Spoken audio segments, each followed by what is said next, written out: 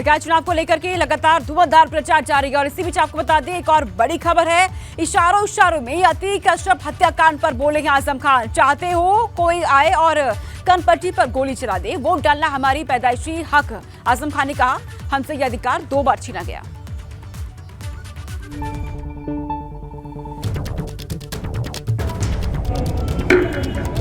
मेरी औलाद से, मेरे बच्चों से, मेरी बीवी से, मेरे चाहने वालों से क्या चाहते हो? चाहते हो कोई आए और कनपट्टी पर गोली चला कर?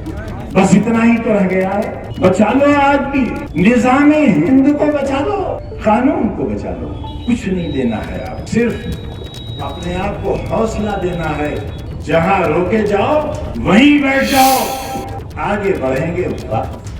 शुरुआत करेंगे बड़ी खबर के साथ। लखनऊ से ये बड़ी खबर है, खुद पर हमला कराने की साजिश रची थी माफिया अतीक अहमद ने।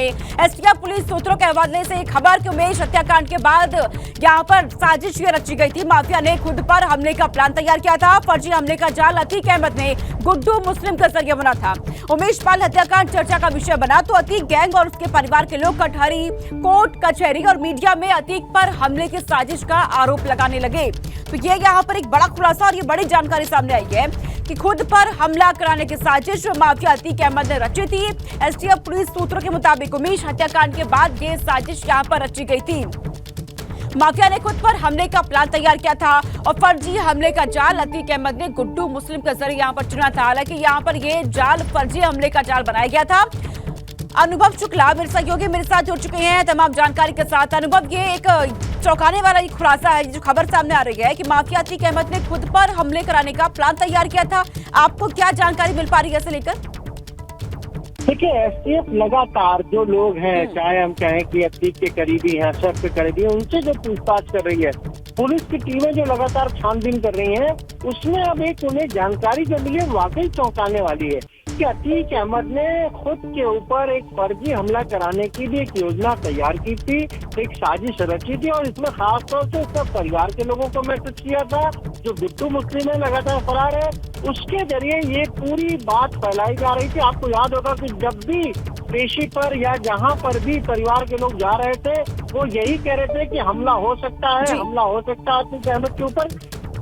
पहले से ही प्लान अतीक अहमद ने कर लिया था और इसमें गुड्डू मुस्लिम को उसने आगे किया था, जिसके जरिए वो बार बार ये बात कह रहा था कि एक फर्जी हमला जो है वो उसके ऊपर हो सकता है। तो अब जो एसटीएफ की टीम है, जो सोर्सेज है, उनका साफ तौर पर कहना है कि इस तरह की उसने खुद के ऊपर हमला करने की भी एक साजिश रची थी। और वो तब रची जब उमेश पाल हत्याकांड हो गया और पूरा मामला इतना बढ़ गया, हम कहें कि कार्रवाई इतनी ज्यादा होने लगी, उसके बाद कहीं न कहीं ये पूरी प्लानिंग जो है वो की गई थी कि अब अतीक अहमद खुद के ऊपर एक हमला कराए, जिससे कि कहीं न कहीं एक ये संदेश देने की कोशिश थी कि देखिए खुद अतीक अहमद पर भी हमला हो रहा है और अपने आप को कहीं न कहीं उमेश पाल हत्याकांड से खुद को दूर रखने के लिए भी एक साजिश हो सकती है।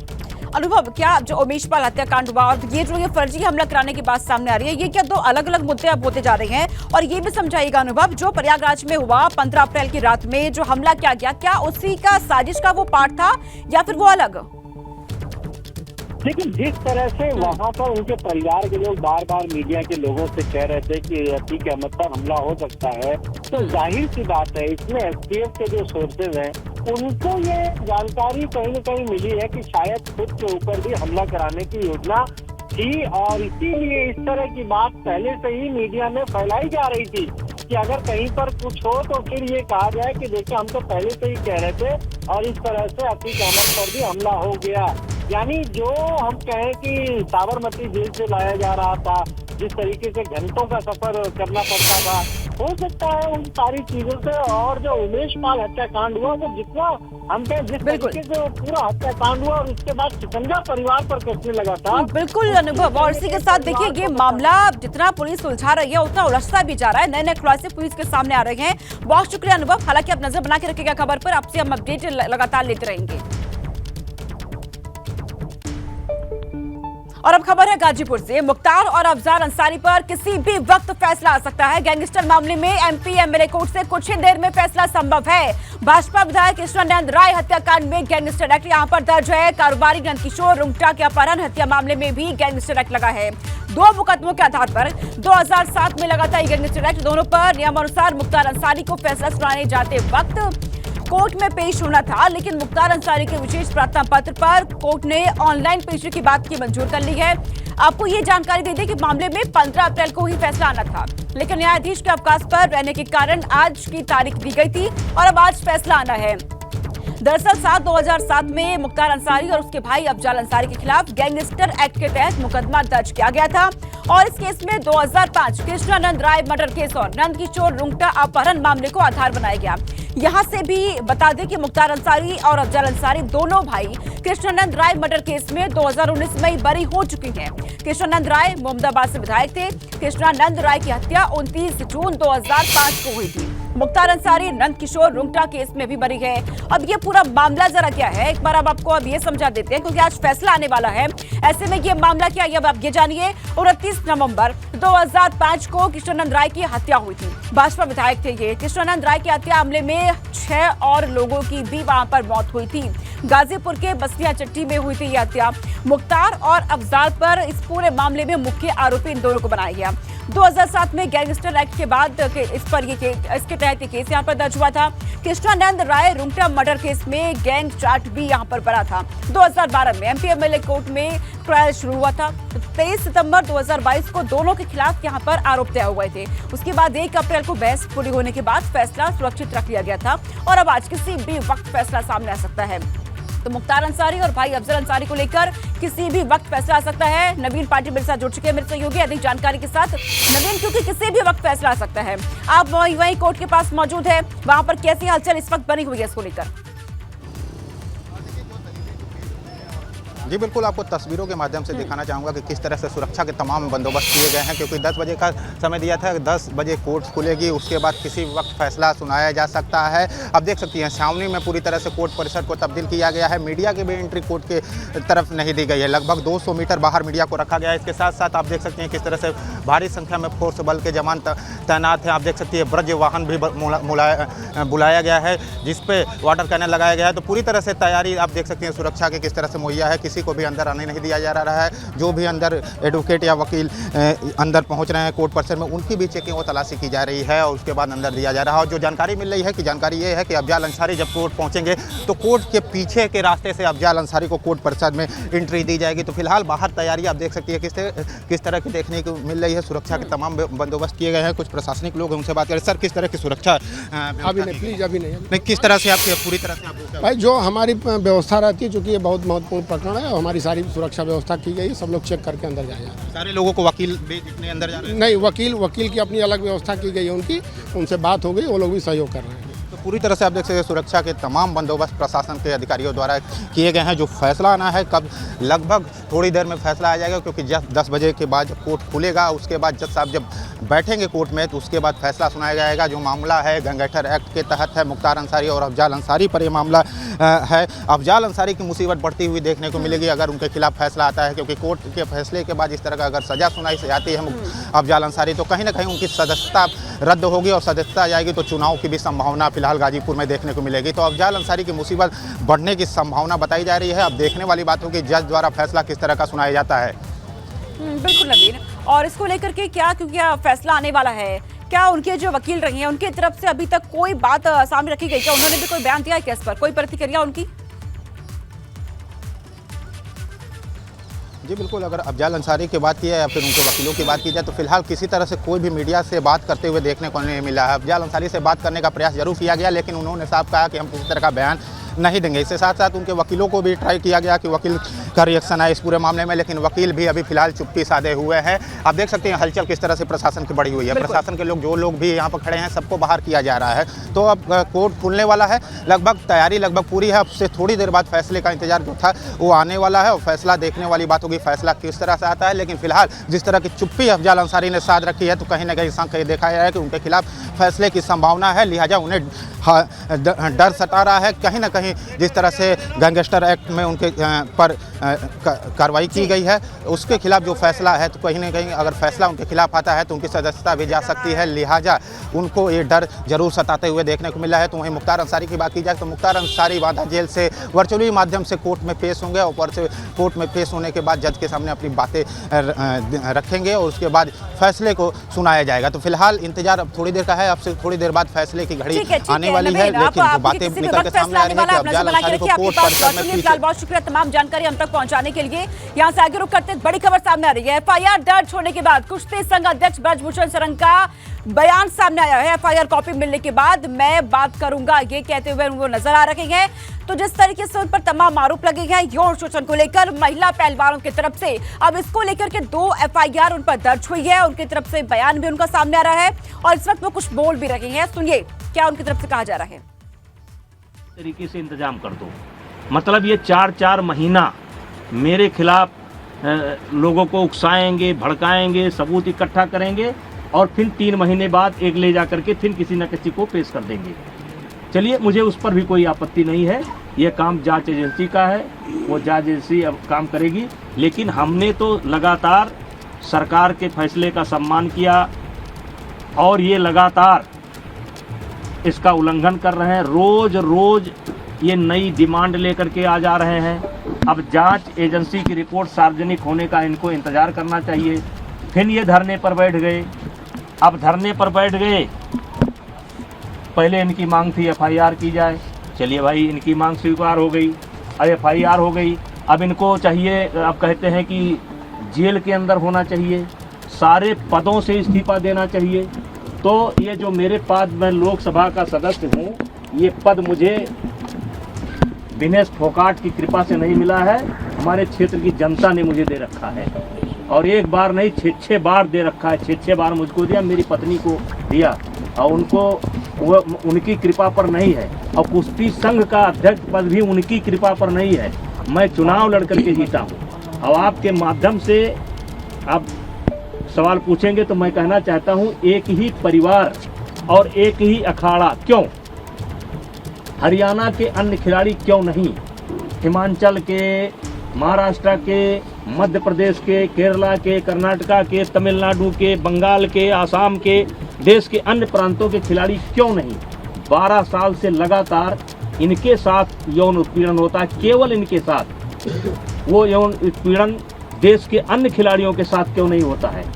केवल एक ही अखाड़ा और एक ही फैमिली, एक अखाड़ा एक फैमिली।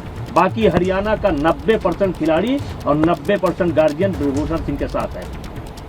क्योंकि मैंने काम किया है, मैंने खेल को जहां तक सेवा दे सकता है ईमानदारी से सेवा दिया है। और इसीलिए आज देश का एक, जबकि इन्होंने कोई कसर नहीं छोड़ी है, इन्होंने कोई कसर नहीं छोड़ी है कि कोई निकल करके आ जाए। लेकिन एक सवाल मैं मीडिया के माध्यम से, आपके माध्यम से रखना चाहता हूं कि 12 साल से इनके साथ ही हो रहा है, एक अखाड़ा एक फैमिली। और इस 12 साल में भी एक बार भी ये शिकायत लेकर के ना तो खेल मंत्रालय में गए हैं, ना किसी पुलिस स्टेशन पर गए हैं, ना कभी फेडरेशन में आए हैं। और यही खिलाड़ी आंदोलन के 15 दिन तक पहले इनकी वीडियो सुन लिया जाए, इनका ऑडियो सुन लिया जाए, और ये जो है हमारी तारीफ करते थे। ये जो खिलाड़ी आज धरने पर बैठे हैं, ये अपने शादी में मुझे क्यों बुलाते थे? फिर जोड़े में हो करके मेरा फोटो क्यों लेते थे, मेरा आशीर्वाद क्यों लेते थे? लेकिन मैं एक संवैधानिक पद पर हूँ, मेरी एक बोलने की मर्यादा है, उस मर्यादा के तहत मैं बोल रहा हूँ।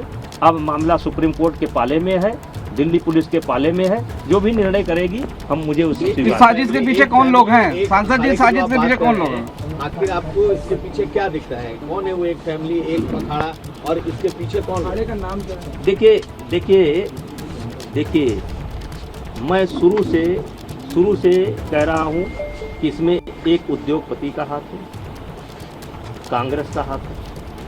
मैं शुरू से इस बात को बोल रहा हूँ।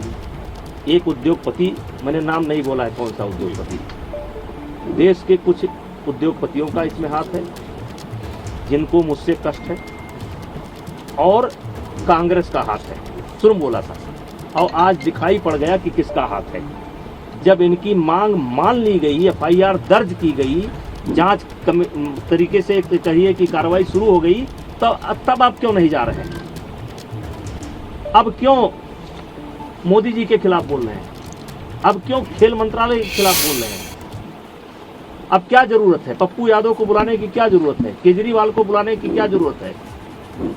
वो कोई रिटायर गवर्नर है, क्या नाम उसका, सतपाल मलिक को बुलाने की क्या जरूरत है? प्रियंका गांधी जी को तथ्य मालूम नहीं है। जिस दिन प्रियंका गांधी जी को तथ्य मालूम होगा कि दीपेंद्र हुड्डा ने कहाँ ला करके मुझे फंसा दिया, उस दिन उनको मालूम पड़ेगा।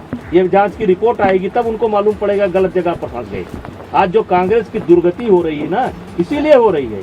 कभी वो सर्जिकल स्ट्राइक पर सवाल उठाएंगे, कभी एयर स्ट्राइक पर सवाल उठाएंगे, कभी कोरोना पर सवाल उठाएंगे। अब पूरा मामला पता नहीं क्या जंतर मंतर पहुंच गए।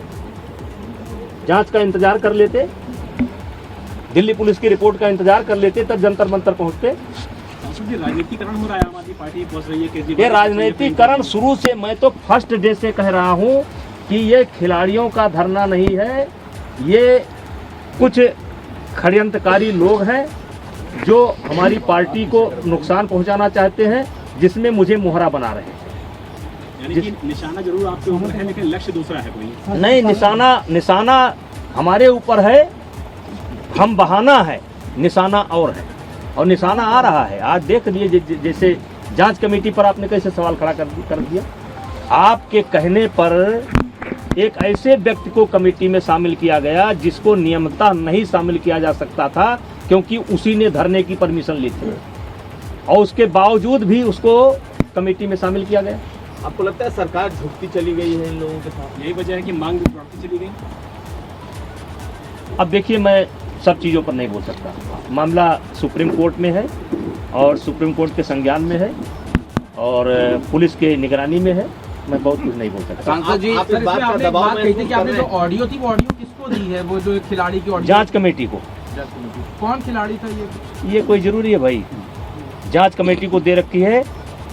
वो लड़कियों से बात करता है कि भाई देखो, कोई लड़की बात कर लो, कोई लड़की, किसी भी तरीके से कोई लड़की ले आओ, और ले आए। क्योंकि जो आईओ के सामने जो बच्चे पेश हुए हैं, या जो बच्चे ओवरसाइट कमेटी के सामने पेश हुए हैं, उसमें वो बच्चा नहीं था।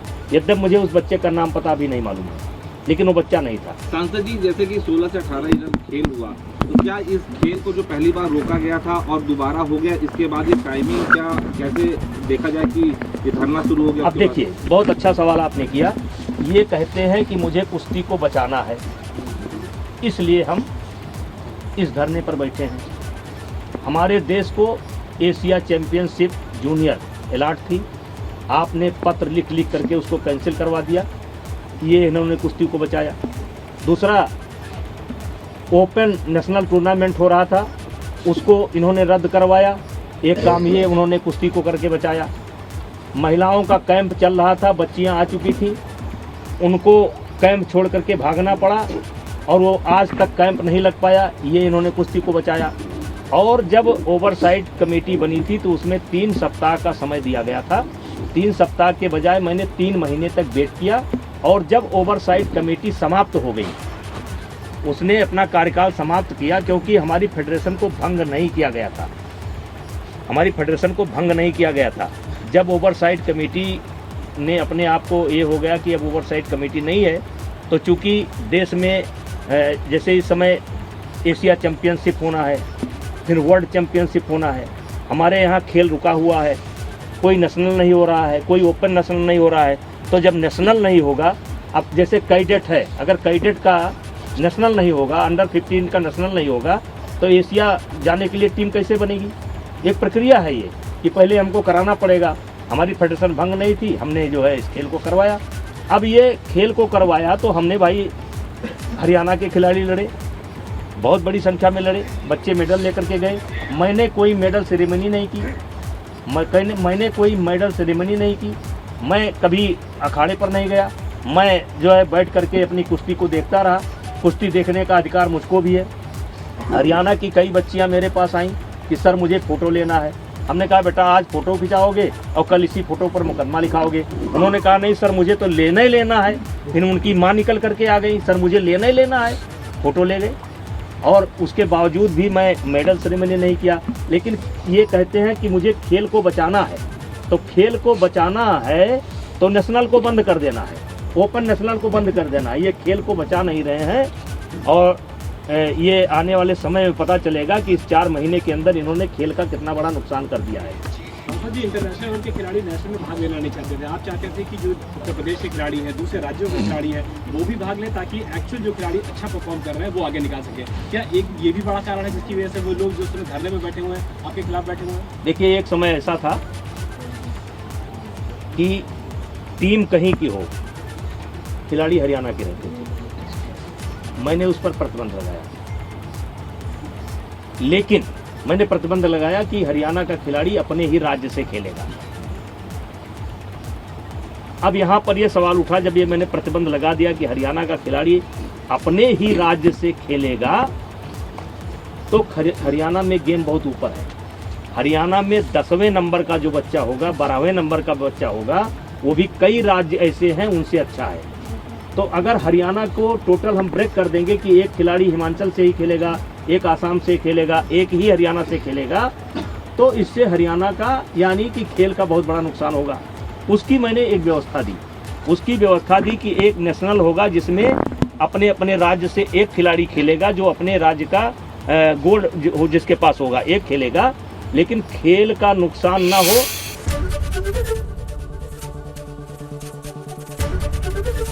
एबीपी गंगा, खबर आपकी, जुबान आपकी।